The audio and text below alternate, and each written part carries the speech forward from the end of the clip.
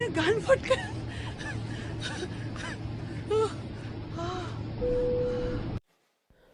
Hello guys, ನೀವು ಬೆಳಿಗ್ಗೆ ಎದ್ದ ತಕ್ಷಣ ಆಗಲಿ ಸಾಯಂಕಾಲ 4 ಗಂಟೆಗಾಗಲಿ ಒಂದು ಫಿಲ್ಟ್ರ್ ಕಾಫಿ ಕುಡಿಯೋಣ ಅಂದ್ಕೊಂಡು ಯಾವುದೋ ಸ್ಟಾರ್ಬಕ್ಸಿಗೋ ಯಾವುದೋ ಕಾಫಿ ಡೇಗೋ ಅಥವಾ ಯಾವುದೋ ಒಂದು ಪೆಟ್ಟಿ ಅಂಗಡಿಗೋ ಹೋಗಿ ಅಂತ ಹೇಳಿ ಸವಿತಾ ಏನು ಕಾಫಿ ಗುರು, ಏನು ಚೆನ್ನಾಗಿದೆ ಗುರು ಅಂದ್ಕೊಂಡು ಕುಡಿತೀರಲ್ವಾ, ಆ ಕಾಫಿಯ ಹಿಂದಿನ ಶ್ರಮ ನಾವು ಪಡೋದು.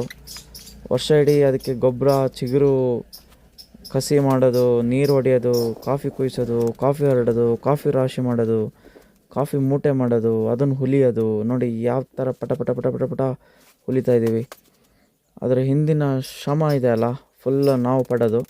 ಸೊ ನಮ್ಮದೊಂದು ಒಂದೊಂದು ಬೆವರಿನ ಹನಿಯು ನಿಮ್ಮ ಒಂದು ಆ ಟೇಸ್ಟಿಗೆ ಕಾರಣ ಅಂತ ಹೇಳ್ಬೋದು.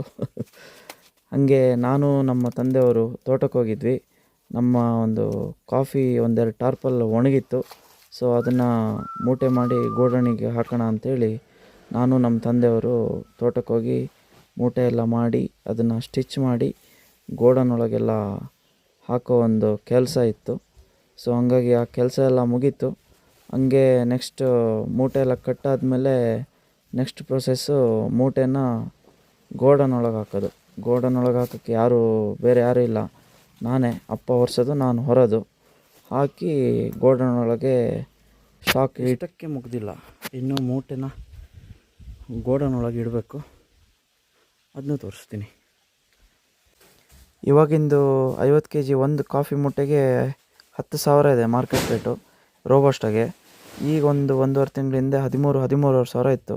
ಸಡನ್ನಾಗಿ ಒಂದು ತಿಂಗಳಿಂದ 3,500 ಡೌನ್ ಆಗಿದೆ ಅಣ್ಣ ಮೂಟೆಗೆ. ನಮಗೊಂದು 100-150 ಮೂಟೆ ಆಗುತ್ತೆ, ಇನ್ನೂ ಕುಯ್ಯೋಕ್ಕಿದೆ.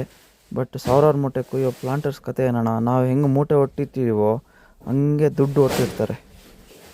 ಇದ್ರ ನಡುವೆ ತೋಟಕ್ಕೆ ದನ ಬರೋದಣ್ಣ. ಎಷ್ಟು ಬೇಲಿ ಮಾಡಲಿ, ಏನು ಮಾಡಿದ್ರೂ ಸುಖ ಆಗಲ್ಲ. ಮೆಣಸು ನೆಟ್ಟಿದ್ದೀವಿ, ಅದನ್ನು ತಿನ್ನೋದಲ್ಲ, ತುಳಿತಾವೆ ಕಾಲಲ್ಲಿ. ನೋಡಿ ಇಷ್ಟಿಷ್ಟು ಸಣ್ಣ ಬಳ್ಳಿಗಳು ಹಿಂಗೆ ಬಂದು ಉಪದ್ರ ಕೊಟ್ಟವು ನೋಡಿ.